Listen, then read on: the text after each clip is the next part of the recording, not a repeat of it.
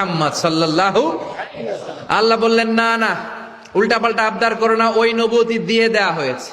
ঈসা বললেন ওকে, আমি পড়েছি ইনজিলের মধ্যে ওই নবীর উম্মতদের এত মর্যাদা, বনি ইসরায়েলের অনেক নবীর চাইতে নাকি উম্মতে মুহাম্মাদের মর্যাদা অনেক বেশি হবে। আল্লাহ শেষ নবী আমাকে বানালেন না, ওকে, কিন্তু আমার উম্মতকে ওই উম্মত বানান। আল্লাহ বলেন নো, ওইটাও দেয়া হয়ে গেছে, পাবে কে? বিশ্বনবী পাবে। বিশ্বনবীর উম্মত আমরা হলাম উম্মতে মুহাম্মাদি। আমাদের মধ্য থেকে যারা আলেম হবে, হক্কানি আবেদ হবে, আল্লাহর ওলি হবে, বনি ইসরায়েলের অনেক নবীদের চাইতেও তাদের মর্যাদা বেশি হয়ে যাবে। সুবহানাল্লাহ। এবার উনি চোখের পানি ছেড়ে দিলেন। আল্লাহ দোয়া করলাম আমার শেষ নবী বানান, বানালেন না। দোয়া করলাম আখিরি উম্মত আমারে দেন, আমারে দিলেন না। এবার আমি দোয়া করি, এই দোয়া কিন্তু ফেলতে পারবেন না। আল্লাহ বললেন করো করো। সাইয়েদনা ঈসা বললেন আল্লাহ, তাহলে আপনি আমাকে এই পৃথিবীর মধ্যে ওই নবীর উম্মত করে আরেকবার দুনিয়াতে পাঠানো লাগবে। সুবহানাল্লাহ। কবুল করে নিল কে? পৃথিবীতে একজন নবী এখনো মরে নাই, কি নাম? ঈসা আলাইহিস সালাম। উনি আসবেন ইমাম মাহাদির 7 বছর যখন হবে, তার গভর্নিং 7 বছর চলে যাওয়ার পরে আসবেন। ঈসা আলাইহিস সালাম যখন আসবেন, এসে দাজ্জালকে, অ্যান্টি ক্রাইস্টকে নিজ হাতে হত্যা করবেন। চিল্লায় বলেন ঠিক কিনা? এটা ছিল ঈসা নবীর দোয়া। এবার বিশ্বনবী কোন দোয়া করেছেন জানার দরকার আছে না নাই? বিশ্বনবী বলেন লিকুল্লি নবীন দাওয়াতুন মুস্তাজাবা। প্রত্যেক নবীর জন্য একটা করে দাওয়া মুস্তাজাবা আছে। আলেম যারা আছেন তারা বুঝবেন, দাওয়া মুস্তাজাবা মানে এমন দোয়া যেটা কবুল হয়ে যায়। দোয়া করলেই, কথা বলেন, দোয়া করলেই কবুল। এরকম দোয়া রব্বুল আলামিন সব নবীকে একটা একটা করে দিয়েছেন। ওই দোয়াটা করলেই সেকেন্ডের মধ্যেই কবুল করে দেয় কে? আল্লাহ। সব নবী ওই দোয়া দুনিয়াতেই করে ফেলেছে।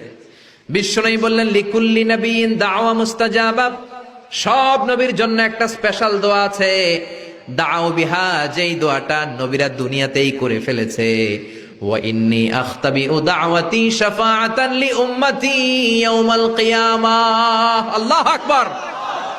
আর আমি আমার দাওয়া মুস্তাজাবা স্পেশাল দোয়াটা এখনো করি নাই। আমার দোয়াটা এখনো আমি জমিয়ে রেখেছি। কিয়ামতের কঠিন ময়দানে আমার উম্মত যখন বিপদে পড়ে যাবে, আমার উম্মতের জান্নাতে যাওয়ার ব্যাপারে ঝামেলা লেগে যাবে, আল্লাহর অনুমতি ক্রমে শাফাত করে করে আমি আমার উম্মতদেরকে জান্নাতে ঢুকিয়ে দেব। তখন আমি ওই দোয়াটা করব। বিশ্বনবী সেজদায় পড়ে থাকবেন কিয়ামতের ময়দানে।